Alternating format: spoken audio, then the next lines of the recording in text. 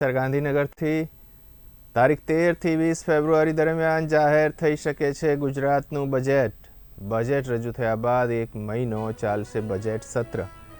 એક મહિના સુધી ચાલશે ગુજરાતનું બજેટ. તારીખ 14 ફેબ્રુઆરીથી 24 માર્ચ સુધી બજેટ સત્ર ચાલે તેવી સંભાવના.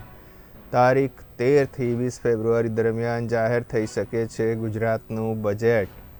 બજેટ રજૂ થયા બાદ એક મહિનો ચાલશે બજેટ સત્ર.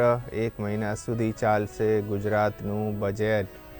તારીખ 14 ફેબ્રુઆરીથી 24 માર્ચ સુધી બજેટ સત્ર ચાલે તેવી સંભાવના છે. તો 13 થી 20 ફેબ્રુઆરી દરમિયાન જાહેર થઈ શકે છે ગુજરાતનું બજેટ. બજેટ રજૂ થયા બાદ એક મહિનો બજેટ સત્ર ચાલશે. એક મહિના સુધી ગુજરાતનું બજેટ ચાલશે. તારીખ 14 ફેબ્રુઆરીથી તારીખ 24 માર્ચ સુધી બજેટ સત્ર ચાલે તેવી સંભાવના.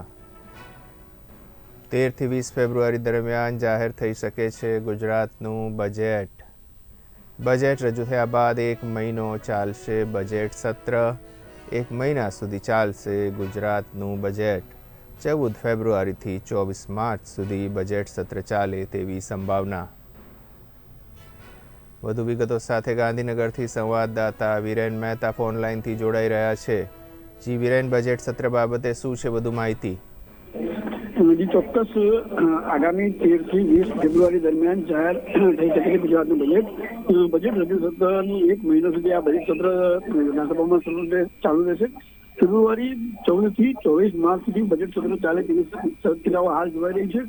અને ખાસ કરીને બજેટમાં શું હશે તો જો જોઈએ તો આગામી 13 થી 20 ફેબ્રુઆરી 2025 સુધી ગુજરાતમાં રાજ્ય બજેટ સત્રની જાહેરાત થશે. જ્યારે એમાં કનુભાઈ દેસાઈ રાજ્યના બજેટ 2025-26 રજૂ કરે તેમજ બજેટ સત્રમાં વિવિધ મુદ્દાઓ પર ચર્ચા કરવામાં આવશે અને વિકાસના નવા રસ્તાઓ અને વિચાર કરવામાં આવશે.